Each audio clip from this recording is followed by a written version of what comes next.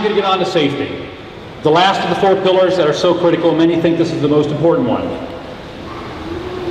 going to start with the fire department.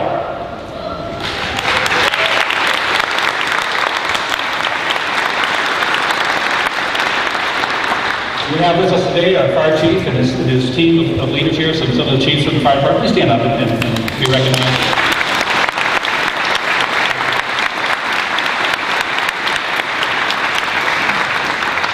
Over the past several years, we've made some changes to the fire department, and you're going to see, and I'm going to point out some of these things I think are going to make us very, very proud and happy that we have what we have.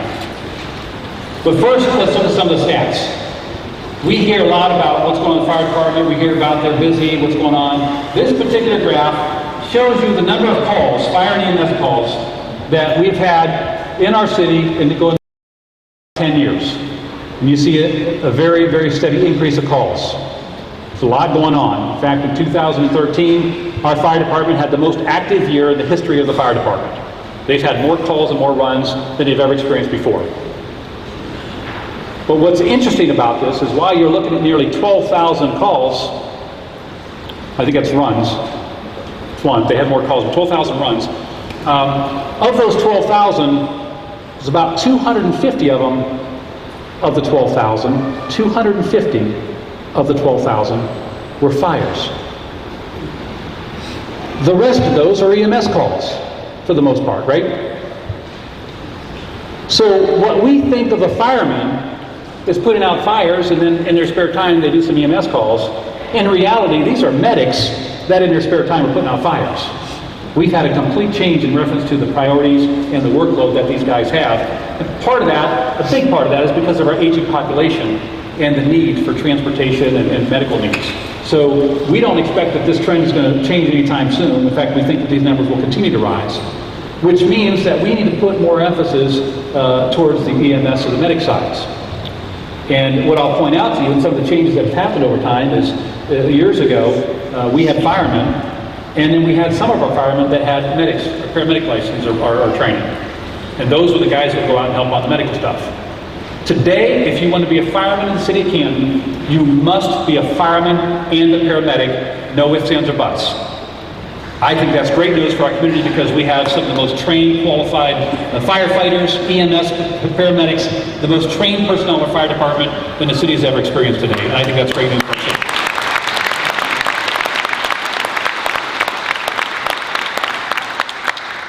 But it's not just medic training and firefighter training. These individuals today have had extensive amounts of training in numerous areas. They are prepared for virtually anything. There's been a tremendous amount of training dealing with environmental issues, and we experienced that when we had that fire, in the commercial fire that we had to evacuate part of the city. Water rescue, building collapses, natural disasters, terrorist attacks.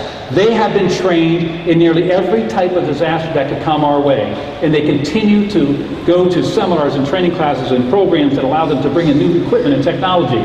This is the most professional, trained, experienced fire department, not just in our history, but anywhere around. And you should be proud of this fire department because I am. These are great guys.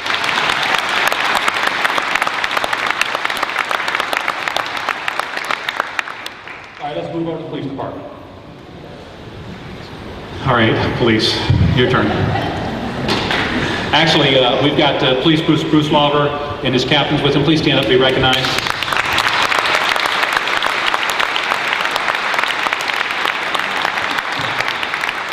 When we talk about bringing a standard of excellence to the city of Canton, this is a perfect example. Chief Lawver and his team have done amazing things with our police department and have really raised the bar. And we are starting to be recognized across the country for the things that they're doing. And I'll mention at least one of them here in a minute.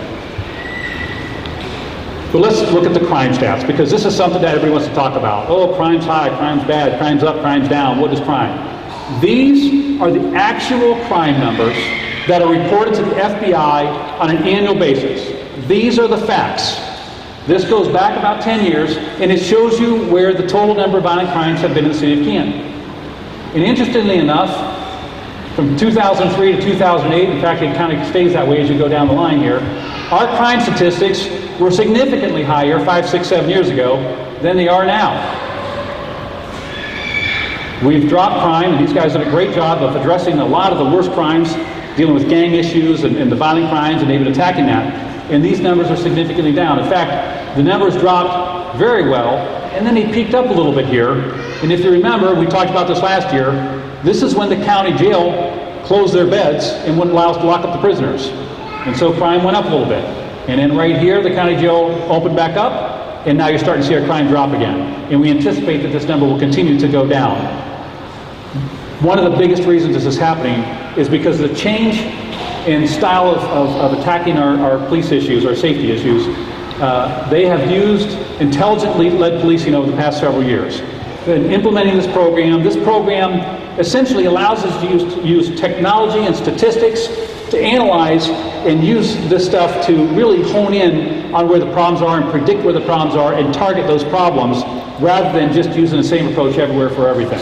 And some of the things we've done recently, we've talked about. Last year we introduced ShotSpotter and Tip 411. They've been up and running for not even quite a year yet, but ShotSpotter has recorded over 400 incidents, and Tip 411 has already taken in over 600 reported tips, helping us lead to numerous arrests. So these programs are starting to work. We're excited about it, and we're literally just getting comfortable with them right now. We know these are going to be more helpful. And the Canton Most Wanted that we've posted on our website, we've been able to round up over 50 fugitives from the website use of the Canton's Most Wanted. That's exciting stuff.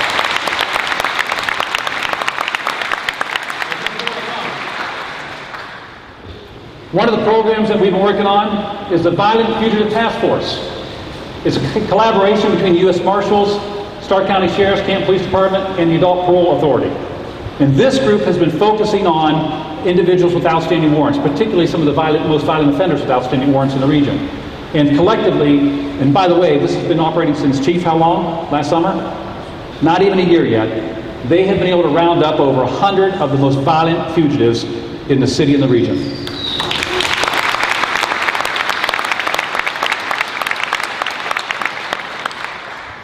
One of the programs that we had a few years ago that was incredibly successful was the SERVE program. And the SERVE program allows us to really target in on gang activity and gang members and gun activity and violent crimes. Well, I'm proud to say and happy to say that we're reinstituting this program. It dissolved a few years ago because we didn't have the funding. It came with a grant, and we were in the recession, and we couldn't continue it. But now we've got the resources in partnership with Stark County and the Stark County Prosecutor's Office.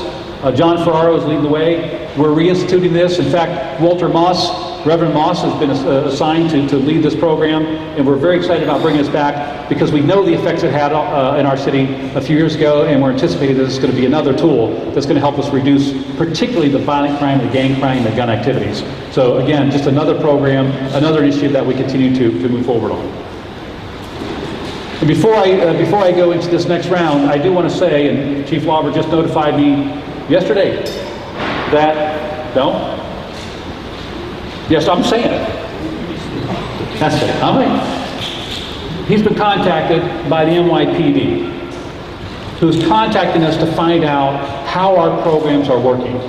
And some of these things that we're doing with the intelligence-led policing, he's getting contacts and calls from other communities, but they even indicated that they might actually want to come out or have a phone conference or something. But they're actually wanting to know how we're getting the results we're getting using some of these resources of intelligence-led policing designs.